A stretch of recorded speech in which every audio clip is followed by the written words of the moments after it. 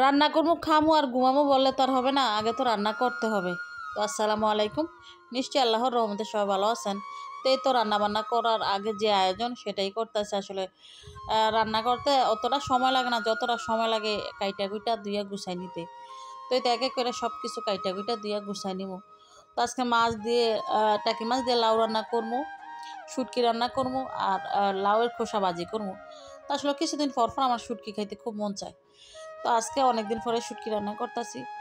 তো প্রথমে আমি মাছটা ভাইজা নিব। তো আসলে টাকি মাছ লাউ দেয় ভালো লাগে, আর দোকান থেকে লাউ আনছিল একদম গাছের কচি লাউগুলা।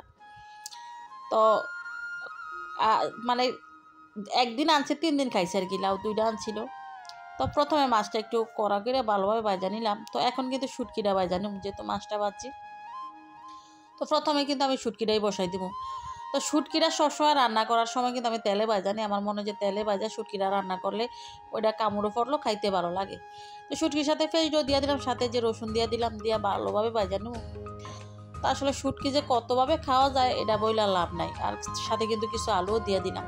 আমার যখন যেভাবে রান্না করে খাইতে ইচ্ছা করে আমি কিন্তু তখন ওইভাবেই করি।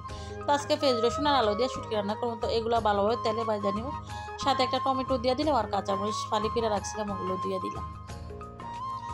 তো অনেকটা সময় নিয়ে কিন্তু তেলের মধ্যে ভাজা তারপরে গুঁড়া মশলাগুলো দিয়ে দিলাম। তো এখানে হলুদের গুঁড়া, মরিচের গুঁড়া, ধনিয়ার গুঁড়া, লবণ, আদা রসুন বাটা দিয়ে আবারও তেলে ভাজা তারপরে একটু পানি দিয়ে ভালোভাবে কষাই নিব।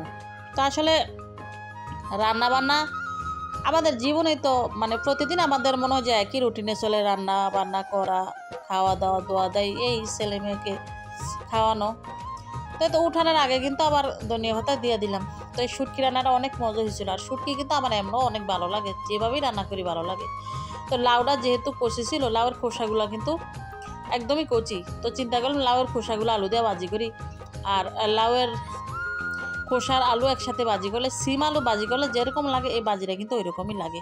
তো দেখেন বসাই দিয়ে গেছিলাম, একটু নিচে লেগে গেছিলো। অনেক সময় এমন হয় যে রান্না বসাই দিয়ে যদি একটু রমে যায়, বা মোবাইলে অনেক সময় কমেন্ট আসলে বা রিপ্লাই দিতে গেলে অনেক সময় ভিডিও ছাড়ার সময় হয়, মাঝে মাঝে এরকম হয়ে যায়। অথবা আমি রান্না বসাই দিয়ে কিন্তু অনেক কাজই করি।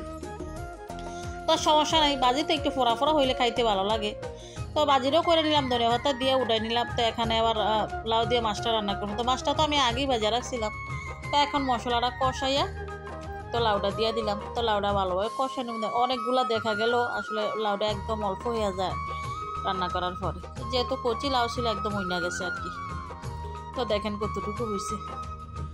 তো আসলে টাকি মাছ দা লাউ আসলেই ভালো লাগে। তো এই তো আমি মাছটার সাথে দিয়ে দিব, দিয়ে কিন্তু জলের জন্য পানি দিয়ে জাল করবো। তো আমার যে ধনিয়া পাতা আসলে আসলে বাজির মধ্যে আর শুটকির মধ্যে দিছি, এখন লাউয়ের মধ্যে দেওয়ার মতো আর নাই। তো চিন্তা করলাম একটু ছাদে গিয়ে দেখি আমার ওইখানে আছে কিনা। আসলে ঠেকা কাম সারে আর কি, নিজে শাকসবজি করলে অনেক কাজই লাগে। যেমন বাজার থেকে আনছি, এখন 2 তরকারির মধ্যে দিছে, আরেকটা দিতে পারতেছে। এখন ছাদে আসছে দেখি 2-4টা যাই পাই দেওয়া যাইব আর কি। তো সবাই রোদ্দে দিয়েছিলাম যে, তো দেখলাম যে একদমই শুকিয়ে গেছে। তারপরে সারাদিন রাখবো, অনেক রোদ্র যে আরেকটু থাকুক। তো দেখেন আমি কিন্তু 2-1 দিন পর নিয়ে খাই। গাছ কিন্তু অল্প, তবে মাশাআল্লাহ অনেক খাইছে, অনেক একদম লাগানোর পর থেকে অনেক খাইতেছে। এবার বলছি যে অন্যান্য সবজি না লাগে আর ড্রামের মধ্যে ধনিয়া পাতা লাগাই দিন ছাদের মধ্যে, কারণ প্রায় সময় কিন্তু আইনা খাওয়া হয়। অনেক সময় ঘরে না থাকলে এগুলা তা চালানো যায়। তো এই তো রান্না করা কিন্তু শেষ। তো রান্না করা শেষ করে দেখলাম এখানে শালুক আনছিল। তো আসলে ছোটোবেলায় কিন্তু মানে বিলের থেকে শালুক তুইলে আনতাম। তবে এখন কিন্তু আমাদের ছেলেমেয়েরাও কিন্তু আসলে বিলের মধ্যে তেমন যায় না। আমরাই যাইতে দিই না পোলাপানরে, কিন্তু আমরা কিন্তু একসময় এগুলো টোকাইতাম। তো এগুলো বসাই দিলাম। এই তো রান্না বান্না শেষ। তো শেষ পর্যন্ত যারা ভিডিওটা দেখছেন সবাইকে অসংখ্য অসংখ্য ধন্যবাদ।